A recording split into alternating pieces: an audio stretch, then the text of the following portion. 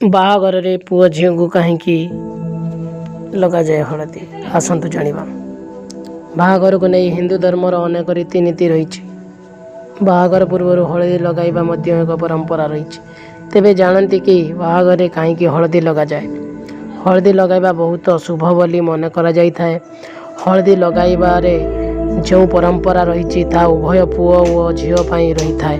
बाहागर रे हलदी लगाइबार जो भली परंपरा रही से पछरे रही वैज्ञानिक महत्व। भारतीय परंपरा अनुसार विवाह हलदी लगाइबा खूब शुभ। धार्मिक मान्यता अनुसार यह नकारात्मक शक्ति को नष्ट करिथाए। नकारात्मक शक्ति रक्षा पाइबा को हेले हलदीर व्यवहार करा जाए। यह सहित खराब नजर रक्षा करिथाए।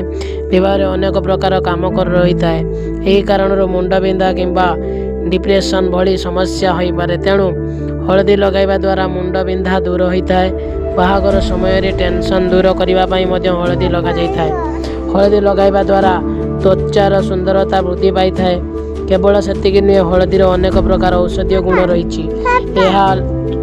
लगाइबा फल त्वचा सफा रहा सुंदर और चमकाई थाए। तेणु बाहागर दिन बर वधू दुही को हलदी लगा जाए। जदि शरीर में केउठी कटि जाए कि जली जाए तेबे हलदी लगाइले उपशम मिलता है। धन्यवाद, नमस्कार।